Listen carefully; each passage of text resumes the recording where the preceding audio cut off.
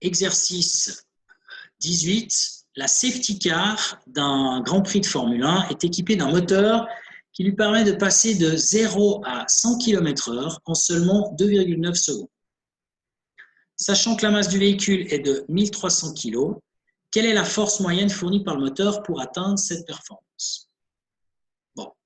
Alors, comment faire? Premièrement, on a des forces qui propulsent la voiture et qui font qu'elle est capable de passer de 0 à 100 km/h en 2,9 secondes seulement.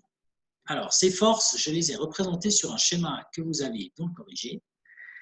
Il y en a 3 qu'on va considérer. Le poids, vertical vers le bas, la force de soutien dirigée vers le haut et une force de propulsion qui est donc justement celle qu'on doit calculer en fait ici, cette force F. Alors là-dedans, deux choses. Première chose, c'est que le poids et le soutien sont deux forces qui sont opposées l'une l'autre, une verticale, une horizontale, et dans ce cas-là, comme il n'y aura pas de mouvement vertical, eh bien, on peut considérer que le poids et le soutien se compensent. Et que donc, ne produisent pas d'accélération, et que donc ces deux forces elles vont s'annuler en quelque sorte. Enfin, c'est même pas en quelque sorte, c'est le cas. Donc, on peut dire en fait que si elles s'annulent, P plus S égale 0. La résultante des deux est égale à 0. Alors ça va être important parce qu'en fait, il y a une troisième force ici et que la vraie deuxième loi de Newton, elle dit somme des forces, c'est ce que j'ai écrit ici, somme des forces égale ma. Donc les forces, il y en a 3, poids plus soutien plus la force de propulsion, P plus S plus F. Et ça, c'est égal à la masse fois l'accélération. Et l'accélération, bien entendu, elle est dirigée vers l'avant, ici, de la voiture. Alors, cette accélération qui est dirigée vers l'avant, on la retrouve dans la formule ici, qui n'est pas une formule, qui est la deuxième loi de Newton, c'est une loi. P plus S plus F égale ma. Alors maintenant, comme le soutien et la force de pesanteur se compensent les deux, eh bien, vous voyez que ici, si j'écris ça, P plus S, comme elle se compense, c'est égal à 0. Et du coup, ça tombe et ça tombe. Les deux tombent. Et ce qui reste, c'est F, tout court. C'est-à-dire qu'il n'y a que cette force de propulsion qui provoque cette accélération.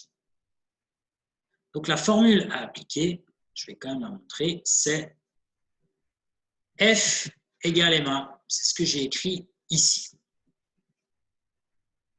Alors, ce genre de choses, sur X, sur Y, justement, ça fait partie des choses, des nouvelles méthodes, on va dire, qu'on n'a pas encore étudiées et qu'on étudiera donc prochainement et surtout en début de deuxième année. Donc, ça consiste à placer des axes, puis à regarder quelles sont les composantes des vecteurs sur les axes. C'est un petit peu compliqué, je vais pas entrer là-dedans. Ce que je préfère vous faire comprendre que le poids et le soutien se compensent. Donc, quand on additionne les deux forces, c'est 0. Et comme c'est 0, eh bien, il reste uniquement la force et l'accélération. Donc, cette force F qu'on retrouve ici, elle est égale à ma, qu'on retrouve ici. Donc, pour calculer la force qu'on cherche, ben, il faut connaître la masse et l'accélération. Donc, la masse, on la connaît. C'est, je ne sais plus combien, c'est 1300 kg. Voilà. Par contre, l'accélération, on ne la connaît pas. Mais on sait que la voiture, elle est capable de passer de 0, c'est-à-dire une vitesse initiale de 0, à 100 km/h, c'est la vitesse finale, en une durée relativement courte qui est de 2,9 secondes. Donc maintenant, quand on calcule la variation de vitesse, le delta V, c'est-à-dire VF moins VI, voilà, on vient de corriger le test, donc c'est tout frais, ce genre de concept. VF moins VI, c'est donc les 100 km/h moins 0. Ce qui fait donc une variation de vitesse de 100 km/h. Et comme on a besoin de mètres par seconde, il faut diviser par 3,6 et on obtient que la variation de vitesse delta V, elle est égale à 27,78. En fait, quand vous faites le calcul, ça fait 27,777 périodique. Donc, j'ai arrondi à 2 décimales, 27,78. Alors ensuite, comment est-ce qu'on calcule l'accélération? Eh bien, on la calcule en appliquant la définition d'une accélération, c'est-à-dire celle-là. L'accélération, c'est la variation de vitesse divisée par le temps qu'il faut pour varier cette vitesse.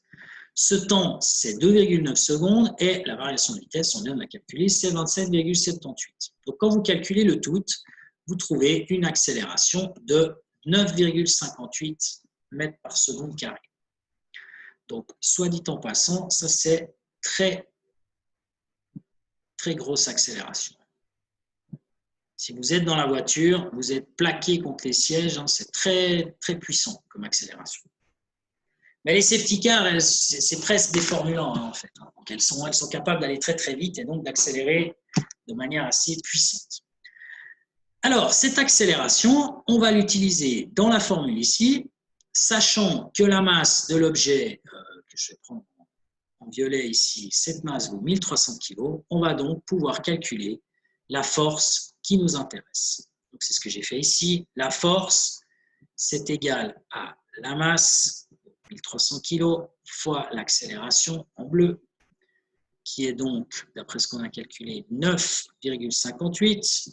Et donc, si vous faites ce calcul, vous trouvez une force de 12 452 newtons.